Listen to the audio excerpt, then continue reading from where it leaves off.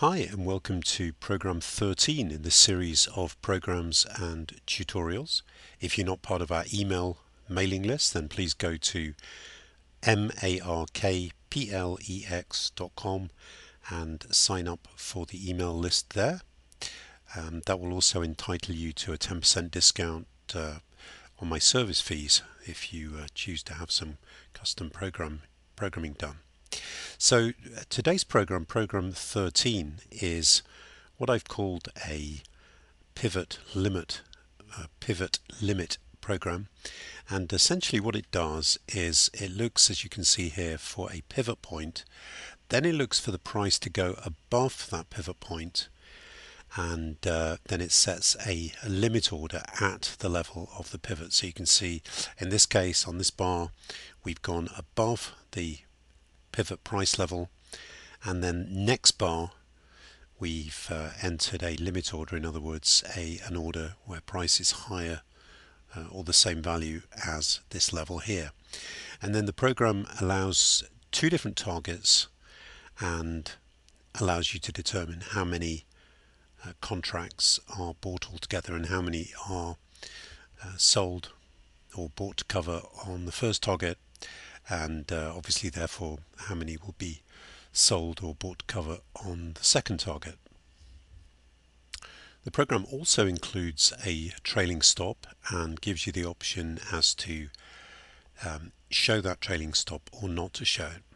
The other subtlety of the program is once a pivot has been found, and in this case the right strength is equal to 3, so we know that is confirmed at the end of this bar. We then start counting 0, 1, 2, 3, 4, 5, 6, 7, etc.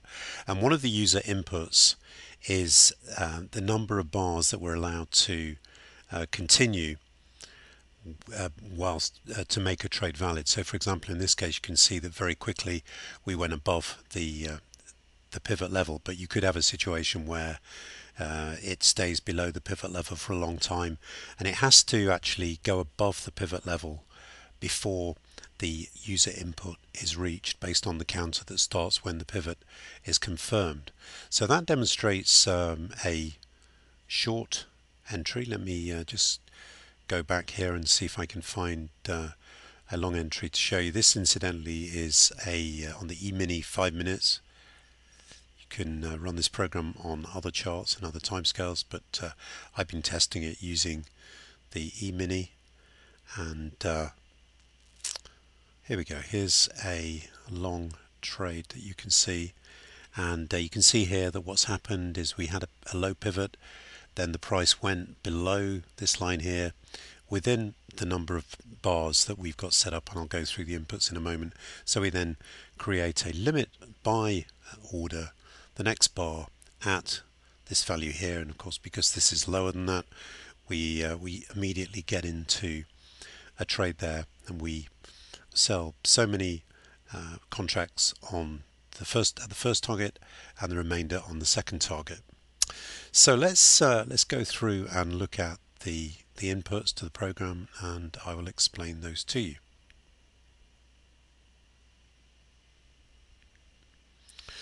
So really not too many inputs, and I think fairly easy to understand. Left strength and right strength, they're just determining how many bars to the left or right of a pivot must be lower or higher, depending on whether it's a high pivot or a low pivot, using standard TradeStation pivot functionality. Numbars, this is the counter that, well, it's not the counter, but it's the number that the counter compares against. And if you remember, the price has to break through the pivot level within this number of bars, which start counting when the pivot is confirmed for a trade to be placed. Incidentally, what can also happen is you could, for example, with this program, get a low pivot occurring, but because you're already in a short trade, it does not take that trade.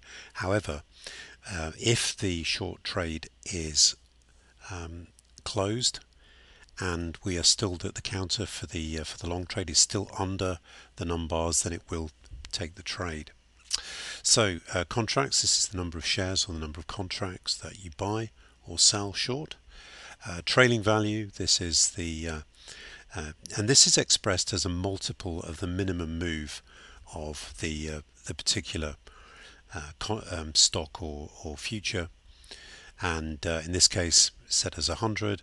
Target 1 is the target, again expressed as a multiple of the minimum movement of the particular stock or future.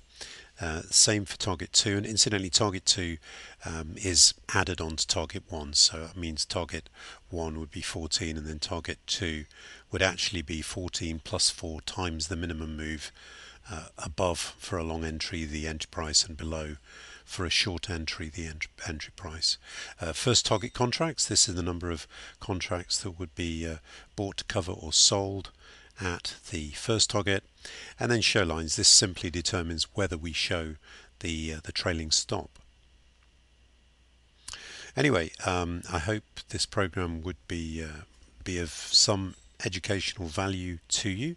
If you do choose to download it for a nominal fee, the unprotected code is available.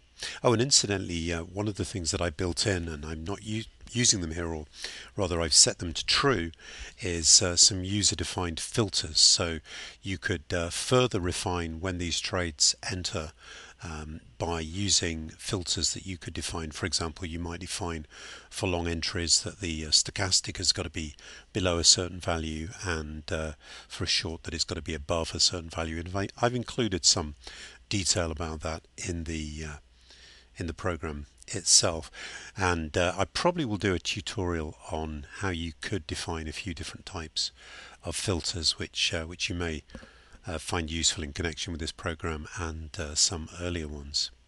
Anyway, I hope you find this useful. Again, you can download it at markplex.com for a small fee, and if you're not on the email list, again go to markplex.com and join our email list there. Anyway, thank you very much.